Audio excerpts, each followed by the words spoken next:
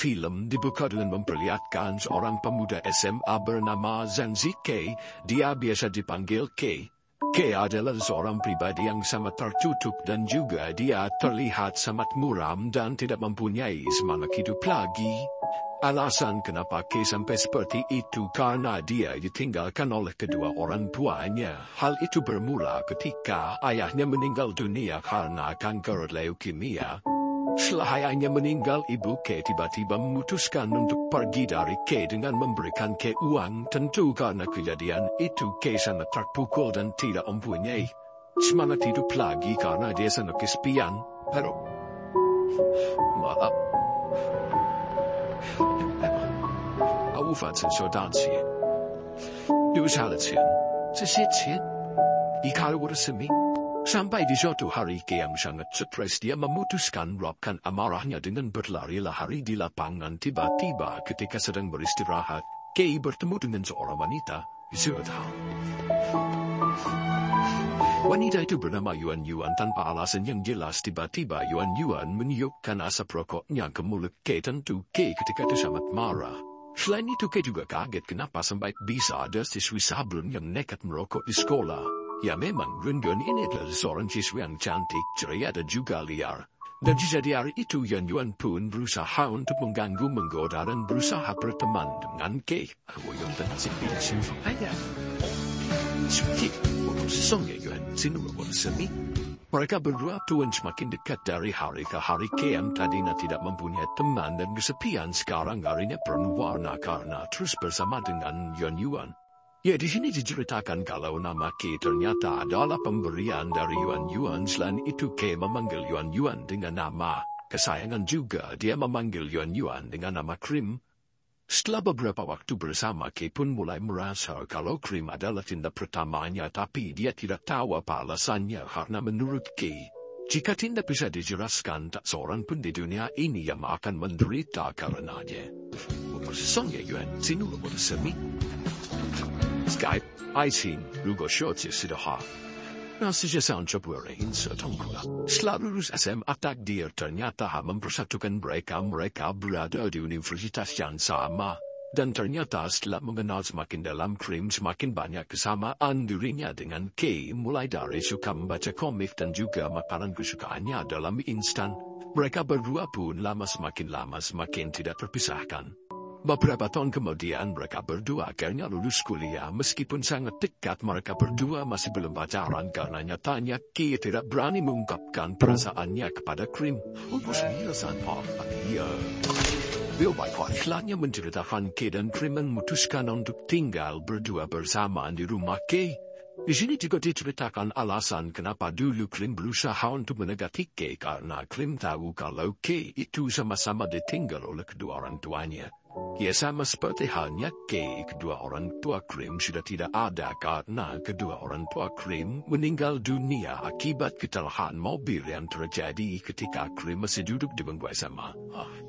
K 或者叫做 K， 我打开了一扇窗，这样子。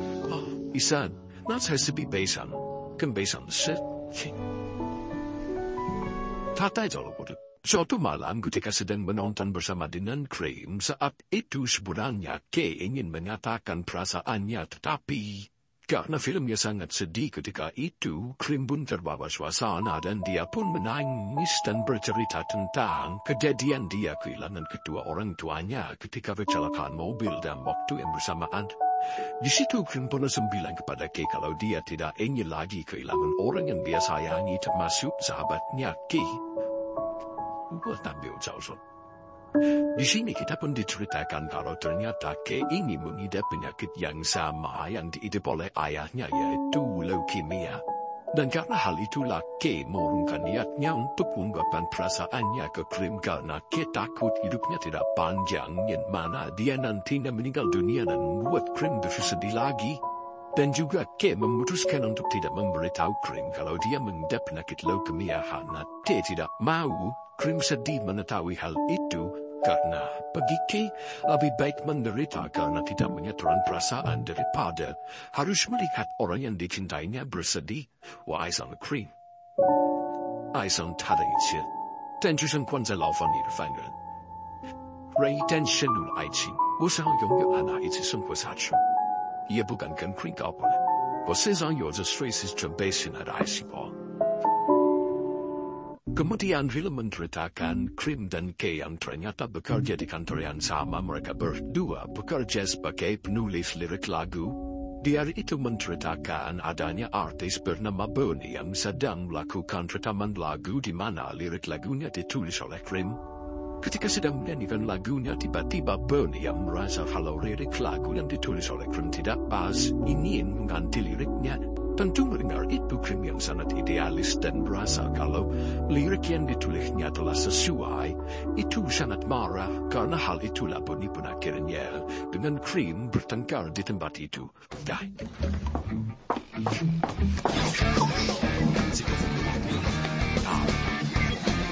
Selesai pertengkaran itu, Cream pun pulang. Di rumah Cream pun menangis karena permasalahannya dengan artis Bonnie tadi. Melihat Cream sedang menangis, tentu Kay yang sangat mengerti tentang Cream langsung menghibur Cream, dan benar saja setelah itu Cream berlangsung suasana hatinya membaik. Keesokan harinya Cream pun duduk bersama lagi dengan Bonnie untuk membahas permasalahan lirik kemarin. Di luar dugaan bukannya bertengkar lagi. Saat itu Bonnie pun sangat senang dengan lirik yang disarankan oleh Cream, dan karena hal itulah mereka berdua pun di hari itu sangat baik dan mereka berdua menjadi teman dekat. Selanjutnya film beralih menceritakan Kay yang sedang periksa di rumah sakit. Di situ dokter bilang kalau penyakit leukemia yang diderita oleh Kay itu semakin parah menjangkiti tubuhnya. Dan karena hal itulah Kay pun kepikiran. Sampainya di rumah, Cream yang melihat Kay sangat aneh sekali. Dia pun bertanya memangnya ada apa Kay. Tentu Kay yang tidak bisa cerita, dia hanya bisa memberikan senyum palsunya. Cream lanjut bertanya apakah ada sesuatu hal yang diinginkan Kay dalam waktu dekat ini. Jawab Kay, dia ingin agar Cream segera dipertemukan dengan pria baik yang akan menikahi dirinya. Cream langsung balas, aku bisa menikah denganmu Kay, kau kan pria yang baik. Balas Kay, tentu tidak bisa karena definisi pria baik, dia harus mempunyai pekerjaan yang baik dan kesehatan yang baik. Aku tidak bisa memenuhinya. Celah. Wajah sekarang. Mendengar perkataan itu, tentu Cream bingung karena dia tidak sadar kalau Kay sebenarnya mempunyai penyakit leukemia yang sudah akut. Keesokan harinya Cream makan bersama dengan Bonnie. Di situ Bonnie bertanya kenapa Cream yang sangat dekat dengan Kay mereka berdua tidak berpacaran. Cream pun cerita kalau dia juga bingung karena sebenarnya dia menyukai Kay, tapi Kay tidak pernah menyatakan perasaannya. Selain itu, Kay menyuruh Cream untuk menikah dengan orang lain. Hal itulah yang membuat Cream bingung sampai saat ini. Beberapa waktu kemudian menceritakan Cream yang bertemu dan berkenalan dengan dokter tampan dan baik hati bernama Yu. Cream pun bertemu beberapa kali dengan Yu dan Cream bilang ke Yu kalau dia ingin mengenalnya lebih dalam. Selanjutnya film beralih menceritakan Kay yang memeriksakan kesehatannya. Di situ dokter bilang kalau keadaan Kay semakin memburuk. Yang lebih parahnya, diprediksi Kay hanya mempunyai waktu 1 tahun lagi.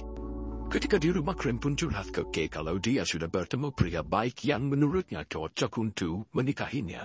Setelah mendengar cerita Cream, Kay hanya bisa duduk termenung karena nyatanya dia masih belum rela. Cream bahagia bersama dengan pria lain, tetapi Kay sadar kalau waktu hidupnya sudah tidak lama lagi dan dia harus ikhlas. Cream bahagia bersama dengan pria lain karena bagi Kay, dalam cinta menyerah tak selalu berarti lemah. Terkadang itu berarti cintamu cukup besar hingga kuat untuk melepaskannya bahagia bersama orang lain. Hari selanjutnya Kay pun membayar seorang mata-mata untuk mengetahui informasi mengenai Yu ini karena Kay ingin memastikan kalau pria yang akan dinikahi oleh Cream adalah seseorang pria baik. Beberapa hari kemudian akhirnya mata-mata itu membawa informasi tentang Yu dan memberikannya kepada Kay. Di situ mata-matanya pun bilang kalau Yu ini memang adalah seseorang pria baik-baik. Namun masalahnya dia sekarang sudah mempunyai seorang tunangan. Menjadi menarik adalah tunangan ini yang ternyata bermasalah karena tunangannya ini selingkuh di belakang Yu. Karena itulah Kay pun berpikiran kalau Yu seorang pria baik-baik ini tidak seharusnya diselingkuhi, dan Kay yang mempunyai bukti foto tunangan Yu berselingkuh. Akhirnya di situ Kay pun berpikiran untuk memberikan bukti itu kepada Yu agar Yu bisa memutuskan untuk meneruskan hubungannya atau tidak dengan tunangannya. Setelah hari itu akhirnya Kay pun memberikan semua bukti perselingkuhan tunangan Yu kepada Yu. Setelah mengetahui tunangannya berselingkuh, beberapa hari kemudian akhirnya Yu pun menemui tunangannya. Tunangan Yu ini sendiri bernama Cindy. Di hari itu Yu langsung bilang kepada Cindy kalau Yu sama sekali tidak menyangka Cindy bisa selingkuh di belakangnya, dan karena hal itulah Yu tidak bisa mempercayai Cindy lagi, dan mulai hari itu Yu bilang kalau dia ingin memutuskan hubungannya dengan Cindy. Beberapa hari kemudian Cindy pun akhirnya tahu kalau ternyata yang membocorkan perselingkuhannya adalah Kay. Tidak lama setelah itu Cindy pun langsung menemui Kay. Di situ Kay sedang bersama sahabatnya. Cindy pun langsung menemui Kay dan memarahi Kay kenapa Kay yang orang asing mencampuri urusannya dengan memberitahu perselingkuhannya. Akhirnya Cindy pun bilang kalau dia tidak akan menjauh dari pacarnya Yu. Dia akan berusaha untuk berbaikan lagi. Setelah pertemuan itu Kay pun mabuk bersama sahabatnya. Di situ Kay bilang dia akan meminta Cindy untuk membatalkan pertunangannya dengan Yu agar Yu bisa menikahi Krim. Sahabat yang tahu kalau Kay ini sangat mencintai Krim. Di situ sahabatnya pun bilang, kau gila Kay, kau ingin Krim dinikahi oleh pria lain. Aku tidak paham apa pemikiranmu. Tentu sebenarnya Kay tidak ikhlas melakukan itu, tapi Kay sadar waktu hidupnya tidak lama lagi dan dia harus segera menemukan pendamping yang tepat untuk Krim agar Krim bisa bahagia. Bagi Kay, asal tetap bisa membuatnya bahagia, luka dan sakit hati bukanlah masalah. Benar saja keesokan harinya Kay pun langsung menemui Cindy. Di situ Kay pun menceritakan semua alasannya kenapa dia mencampuri urusan pribadi Cindy dengan Yu. Setelah mendengar semua cerita dari Kay, Cindy pun tersentuh. Akhirnya Cindy sepakat dia tidak akan meneruskan hubungannya lagi dengan Yu dengan syarat. Cindy yang seorang fotografer, dia pun minta Kay untuk menjadi modelnya karena kisah dari Kay ini sangat menyentuh hati dan pasti itu sangat-sangat menjadi karya seni untuk Cindy sendiri.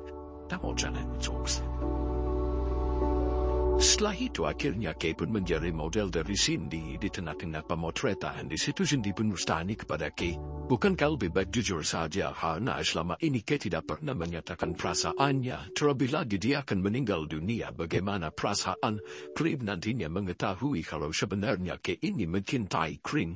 Akhirnya di situ Kay pun cerita alasannya kenapa dia tidak bisa jujur karena Kay adalah satu-satunya keluarga yang dimiliki oleh Krim, dan ketika nantinya Kay meninggal dunia yang ditakutkannya adalah Krim bisa saja tidak mempunyai semangat hidup lagi karena dia kehilangan kebahagiaannya. Bahkan yang paling ditakutkan Kay adalah Krim nantinya bunuh diri yang menyusul kepergian dari Kay. Karena itulah Kay pun mencarikan seorang pria yang bisa membuat Krim bahagia.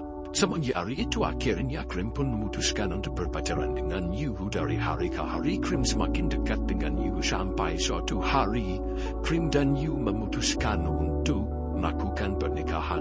Tapi sebelum melakukan pernikahan, di situ Krim pun cerita kalau dia mempunyai seseorang sahabat yang sangat dekat dengannya bernama Kay, dan Krim ingin agar Yu bertemu dengan Kay dulu sebelum dia melakukan pernikahan.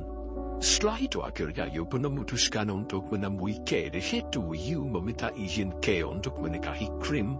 Di situ Kay pun akhirnya bilang dia mengizinkan Yu untuk menikahi Krim, dan Kay berpesan agar Yu menjaga Krim dan terus membuatnya tetap bahagia.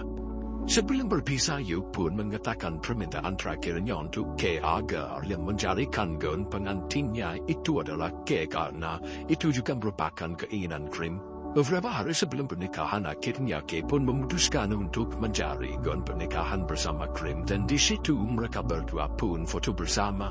Ketika melihat Krim dengan gaun pengantin, sebenarnya dari lubuk hati yang paling dalam Kay terus membayangkan dia ingin menikahi Krim, tapi Kay sadar kalau itu semua hanyalah realita fiktif yang tidak mungkin terjadi dan dia harus mengikhlaskan Krim.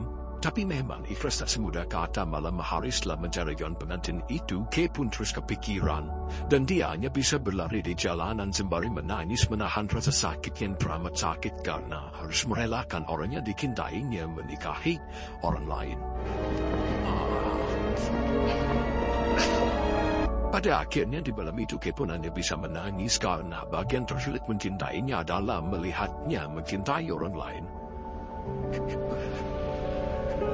Amin satu sebelum pernikahan Krim, di situ Cindy menemui Kay. Cindy pun bertanya, kau sudah yakin Kay dengan semua yang kau rencanakan ini? Dan juga kau yakin nantinya Krim akan bahagia dengan pria yang dinikahinya? Balas Kay, meskipun sekarang aku yakin beberapa tahun ke depan Krim nantinya akan lebih bahagia. Cindy yang melihat Kay sok kuat dan dia kasihan dengan Kay. Di situ Cindy pun berkata, kau sudah sekarat Kay, kau tidak bisa berpura-pura kalau semuanya baik-baik saja. Jika kau ingin menangis, ya menangislah. Dan sebelum terlambat lebih baik kau berterus terang dan menceritakan semuanya kepada Krim. Nona berhoda zizade ma, sang kuzo kusam sao sao, Yosehan在不顺着来不及了，知道吗？Kay pernah membalas, kau pikir aku ingin mati? Kau pikir aku tidak ingin bahagia, ha? Tentu sebenarnya aku ingin menikahi Krim, bukannya dia menikah dengan orang lain. Apa aku sadar? Demi kebahagiaan Krim aku memang tidak harus meratakannya. Itu susah. Itu susah. Sebenarnya beholise. Keesokan harinya akhirnya datanglah hari pernikahan Krim karena Krim tidak mempunyai keluarga sama sekali. Akhirnya di hari itu Kay pun menjadi pendamping Krim untuk mewakilkannya sebagai keluarga. Di hari itu Kay sangat berusaha keras untuk tidak meneteskan air matanya karena dia tidak mau Krim melihat dirinya bersedih. Namun karena takut menahan rasa sakitnya ketika Krim sudah diantarkan tepat bergandengan dengan jiwa, akhirnya Kay pun memalingkan badan dan di situ Kay pun menangis. Ya nyatanya karena besarnya rasa cinta membuatnya rela terluka demi orang yang dicintainya. Bahagia yang hebat. Dan beberapa bulan kemudian, You pun itu bahagia bersama dengan Krim sebagai pasangan suami istri. Namun pada suatu hari, Krim memberikan voice note kepada You. Di situ Krim cerita, kalau Krim minta maaf karena dia tidak bisa mencintai You sebesar Krim mencintai Kay. Dan setelah itu film pun flashback, di mana di sini diceritakan kalau sebenarnya Krim sudah mengetahui kalau Kay itu mengidap penyakit leukemia yang parah sejak lama. Tapi Krim yang tahu kalau Kay akan menjadi tidak tenang kalau Krim mengetahui penyakitnya. Akhirnya Krim pun berpura-pura tidak mengetahui kalau Kay sebenarnya mengidap penyakit leukemia. Dan di sini juga diceritakan alasan kenapa Krim sampai mencoba ingin mencintai You dan juga menikahi You karena itu tidak terlepas dari Kay. Hal itu karena Krim ingin Kay bisa meninggal dunia dengan tenang nantinya, tidak memikirkan Krim dan kebahagiaannya lagi. Setelah itu film pun berada lagi di masa ketika Krim sudah menikah dengan You dan di masa itu Kay dan sangat sekarat.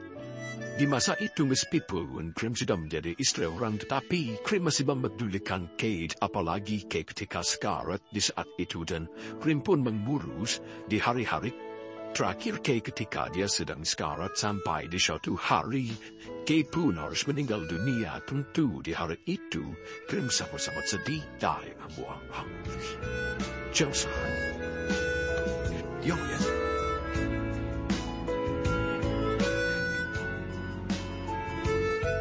Beberapa hari setelah kematian Kay, Krim merasa seperti semangat hidupnya telah hilang dan kebahagiaannya telah hilang, dan karena hal itulah beberapa hari setelahnya Krim pun memutuskan untuk bunuh diri.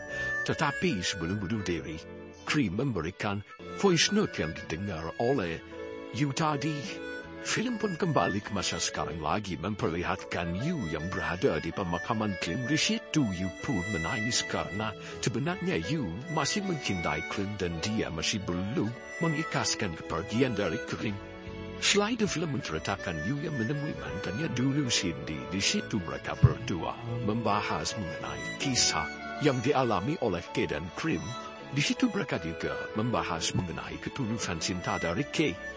Cindy pun berkata kalau dia tidak bisa memahami apa yang dilakukan oleh Kay dan Krim, terlebih lagi begitu besarnya cinta mereka berdua sampai mereka berdua rela untuk saling berkorban. Terlebih lagi, dulu Cindy sudah percaya. Dia mengatakan kalau dia meninggal, Krim mengetahuinya pasti Krim bunuh diri, dan ternyata semuanya itu benar. Di situ Cindy bilang kalau dia meremehkan cinta mereka berdua. Cindy mengira cinta mereka tidak sekuat itu, bahkan dulu Cindy tidak percaya apa yang dikatakan Kay kalau Krim nantinya akan menyusulnya kalau mengetahui Kay akan meninggal. Ternyata semua yang dikatakan Kay itu benar. You pun hanya bisa membalas ini dengan kata-kata yang selalu dikatakan oleh Ki. Jika cinta bisa dijelaskan, tidak ada seorang pun yang menderita karenanya. Sejati fleischer. Oh ya. 是你的名字停留在我的骨. Setelah itu filmnya pun habis. Terima kasih sudah menonton. Jangan lupa saksikan konten tertentu.